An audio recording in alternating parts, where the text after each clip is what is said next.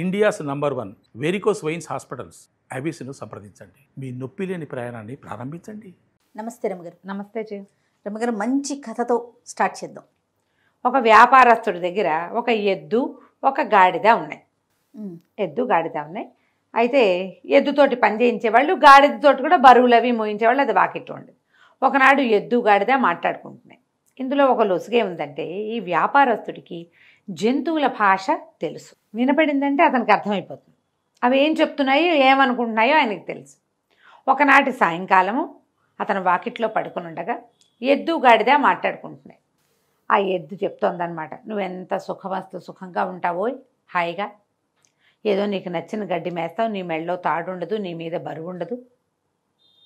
బరువు వేసినప్పుడు వేస్తారు, లేనప్పుడు లేదు. నువ్వు ఎంత నిదానంగా నడిచినా నీ కథ నడిచిపోతుంది. గాడిద నిదానంగానే నడుస్తుంది, పరిగెత్తదు గుర్రంలాగా. గాలపింగ్ అవి ఉండవు దానికి, అటా పోతూ ఉంటుంది. ఏదైనా ప్రయాణాలప్పుడు నిన్ను వాడతారు, లేకపోతే నువ్వు ఇష్టారాజ్యంగా తిరుగుతావు, స్వేచ్ఛ విహారివి నువ్వు. నా బతుక్కి స్వేచ్ఛ లేదు, పాడు లేదు. ఈ కట్టువైకేసి కట్టేస్తారు. తెల్లవారేసరికి మెడ మీద కాడి పడిపోతుంది. ఇక దున్నో అని దున్నిస్తారు. మెళ్ళు పుళ్ళు పడిపోతున్నాయి. ఏదైనా ప్రయాణం అనగానే బండి కట్టేస్తారు. బండి కాడి మోసి ఈ కాడి మోస్తే ఏది నాగలి మోస్తే ఏమో ఒక బరువు, మట్టి దున్ను బరువు అంతా, మట్టి దున్ను ప్రెషర్ అంతా నా మీదే కదా. అక్కడి నుంచి ఒంటెత్తి బండి, మా బండి ఉందిరా అని ప్రతి వాళ్ళని పిలిచి బండి ఎక్కిస్తారు. ఆహారమా అంతంత మాత్రం. నా దారిని నేను పోయి రుచికరమైన గడ్డి మేయటానికి వీలుండదు. ఎండుగడ్డి వేస్తారు. పొలంలో అంతా పచ్చగా కనపడుతుంది. ఎక్కడ తలొంచి గడ్డి మేయటానికి అవకాశం ఏముంటుంది? దానికి అవకాశం లేదు.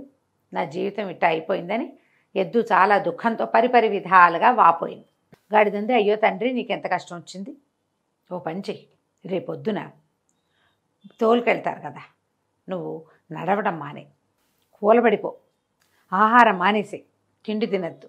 నీకేదో జబ్బు చేసిందని నిన్ను చేయడం మానేస్తారు. ఓ, జబ్బు చేసింది అనుకుంటారు కదా, పనికి కొట్టేయి, పనికి మొండికెత్తమని గాడిద ఎద్దుకి సలహా చెప్పింది. విషయం అంతా విన్నాడు వ్యాపారస్తుడు. పొద్దున్నే పాలేళ్ళు ఎద్దుని తోలుకుపోయారు. తోలుకెళ్ళేసరికల్లా ఎద్దు ఇట్ట ఘాట్లోకి వెళ్ళంగానే, అదే చేలోకి వెళ్ళంగానే కూలబడిపోయింది. ఎంత కొట్టినా, ఎంత కేకలేసినా లేవల. మోకాళ్ళది కాళ్ళు ఇట్లా మడిచేసింది, బుర్ర పక్కకు వేళ్లాడేసింది. ఏం చేయాలి? సరే, వాళ్ళు ఏం చేశారు, దానికి ఏదో మందు పెడదామని ట్రై చేశారు. మందుకు పుచ్చుకోలేదు, మంచినీళ్ళు తాగలేదు. అతి కష్టం మీద నలుగురు కలిసి లేవదీసి ఎట్టా ఆగొట్ట ఇల్లు పొలము దగ్గర ఏమన్నా ఇంటికి తోలుకొచ్చి బిట్లో ఈ ఘాట్లో పెట్టుకుని పడేశారు. లోపలికి పడేస్తే అది హాయిగా అక్కడున్న గడ్డిని నెమరు వేస్తూ సుఖంగా విశ్రాంతిగా కూర్చుంది ఎద్దు. ఆయన అన్నాడు, అరే ఎద్దు ముండికేసింది కదా, గాడిదని గట్టండ్రా అన్నాడు. అనగానే హడిలిపోయింది గాడిద. ఎక్కడికి తీసుకెళ్తున్నారో దానికి అర్థం కాల, దానికి తెలియలా ఏం చేయబోతారో. సరే, ఆ బయటికి తీసుకెళ్ళి గాడిద మేడ మీద కాడేసి దాంతో దున్నిచ్చారు. సాయంత్రం అయ్యేసరికి గాడిదకి గూట్లోకి వచ్చినాయి. దానివల్ల అవ్వలేదు. అంతేగా, ఇంత బరువేట ఎద్దు ఎంత ఎత్తు ఉంటుంది, ఎంత బలిష్టమైంది. గాడిద ఎంత ఉంటుంది దాని బతుకు పాపం. అక్కడి నుంచి ఈయన అన్నాడు, రేపటి నుంచి ఎద్దేటాకు మూలపడింది కాబట్టి గాడితోటి దున్నిద్దాం, దాన్ని అక్కడే ఉంచేసేయండి ఎద్దుని, దీని సంగతి చూద్దామన్నాడు. గాడిదకి అర్థమైపోయింది, అమ్మో వీళ్ళు ఇదే చేయబోతారని. ఒక్కొక్కళ్ళు వచ్చి ఊరిని గాడిద భలే దున్నింది అని మెచ్చుకోవటం. అంటే రేపటి నుంచి వీళ్ళు ఇదే పని చేస్తారుగా. అంతే. అక్కడి నుంచి సాయంకాలం అవ్వగానే ఇది సూర్మి అలాగా ఏడ్చుకుంటూ వెళ్ళింది గొడ్లశాలలోకి. వెళ్ళేసరికి అక్కడ ఎద్దు విశ్రాంతిగా కాళ్ళు చాపుకుని పడుకుని గడ్డి నెమరు వేస్తూ రెస్ట్ తీసుకుంటాం. ఎంతో బాగుంది తండ్రి ఇవాళ నా జీవితం, ఎంత హాయిగా ఉందో, రేపు కూడా ఇట్టాగే పని మానేసి రెస్ట్ తీసుకుంటాను, ఎంతో బాగుంది నాకు అనగానే గాడిద అనుకుంది, ఓ నాయన రేపొద్దున ఇది కూడా ఇది రెస్ట్ తీసుకుంటే రేపు మళ్ళీ నాకు పడిపోతుంది, ఇవాళ చచ్చాను రేపు మళ్ళీ దొరికిపోతానని ఏమంది వెంటనే గబగబా ఆలోచించేసుకుంది. తన మీదకి వస్తే ప్రతివాడు ఇదే చేస్తాడు కదా. అంతేగా. ఏమందంటే, అది కాదోయ్, నువ్వు మూలబడ్డావు కదా, మన వ్యాపారం ఏమనుకుంటున్నాడో తెలుసా, ఎద్దు ఎట్టాగో అయిపోయింది కదా, దీన్ని వీడికి కసాయి వాడికి అమ్మేస్తామంటున్నారు, రేపొద్దున నీ తోలొలిచి దాంతో ఆయన చెప్పులు కుట్టించుకుంటాట, మరి మేము మాంసమేమో వాళ్ళు ఎవరికో విందు చేస్తాట, నీ ఇష్టం మరి అనగానే ఎద్దుకు భయం వేసి, అమ్మ బాబోయ్ రేపు చంపేస్తే రెస్ట్ సంగతి సరే, ఇవాళ ఒకరోజు రెస్ట్ తీసుకున్నాం కదా అని, సరే అమ్మో రేపు నేను వెళ్ళిపోతానంది. ఆ గుమ్మం బయటే నుంచున్న వ్యాపారస్తుడు పక్కపక్క నవ్వాడు. నవ్వుకుంటూ సరిపోయింది కదా. ఆయన ఒక అడుగు అటు వేసేసరికల్లా వంటింటి గుమ్మంలో నిలబడి ఇట్లా నడుమి చెయ్యి వేసుకుని చూస్తోంది వాళ్ళ ఆవిడ. ఎవరున్నారు అక్కడ అని అడిగింది. ఎవరు లేరే అన్నాడు. మరి ఎవరితోటి ఈకెక్కలాడుతూ మాట్లాడుతున్నావు నువ్వు అని అడిగింది. ఊరికే నవ్వానే అన్నాడు. ఊరికే నవ్వటం ఏంటి, ఒట్టిగా ఎవరైనా నవ్వుతారా? నువ్వు ఎవరితో మాట్లాడావో చెప్పు. ఎవరితో మాట్లాడలా, ఏదో గుర్తొచ్చి నవ్వాను అన్నాడు. ఏం గుర్తొచ్చిందో చెప్పు. తప్పులేదు. ఇక మొదలు. ఎందుకు నవ్వావు, అంత పకాలమని నవ్వు ఎందుకు వచ్చింది, ఏం గుర్తొచ్చింది, ఎవరితో సరసలాపాలాడితే అది జ్ఞాపకం వచ్చిందో చెప్పు. ఏమీ లేదంటాడు. ఆవిడ ఒప్పుకోదు. అక్కడి నుంచి ఆవిడ ఏం చేసింది, ఈయన ఏంటి ఈ జంతువుల భాష ఆయనకు తెలుస్తుంది. ఆ రహస్యం ఎవరికైనా చెప్తే ఆయన తల పగిలి చచ్చిపోతాడు. ఆయన ఆ విద్యకున్న శాపం అది. గొడ్డును ఇది గాడిద మాట్లాడుకుంటున్నాయి, దాని రోగం కుదిర్చాను అని చెప్పాడు అనుకో పెళ్ళానికి, అయినవుటు చెప్పలేడు. ఎందుకు నవ్వావో చెప్పమంటుంది. ఏ విషయం గుర్తొచ్చిందో చెప్పడానికి ఏమీ విషయం లేదు. మసిపూసి మారేడుకాయ చేద్దామంటే ఆవిడ కాస్త ఆలోచించాలా, ఆవిడ మొహంచి కళ్ళు తిప్పట్ల ఇటాగే చూస్తాను. ఏం చేయాలో తెలియలే. సరే చెప్తానన్నాడు. ఇక ఆవిడ ఏమంది, నేను ఇంట్లో నుంచి వెళ్ళిపోతా, పుట్టింటికి వెళ్ళిపోతాను, లేదా ఉరిపోసుకు చచ్చిపోతాను, నువ్వు చెప్పాలి నిజం. నువ్వు ఎందుకు నవ్వావో చెప్పు, ఎందుకు చెయ్యిపోయావో చెప్పాలి. ఇప్పుడు ఎవరికో చెయ్యిపోయావు, వాళ్ళు ఎవరో వెళ్ళిపోయారు, ఇంట్లో వాళ్ళని అడిగారు, ఎవరికి చెయ్యిపోయామంటే ఊరికే చెయ్యిపోయా అంటే నమ్ముతారా? ఎందుకు నవ్వావని భార్యలో భర్తలో ఎవరో ఒకళ్ళని ఎప్పుడో ఒకప్పుడు అడిగే ఉంటారు కదా. అంతే. ఏం గుర్తొచ్చి నవ్వావు, అదే సమాధానం చెప్పాలి కదా. చెప్పాలిగా.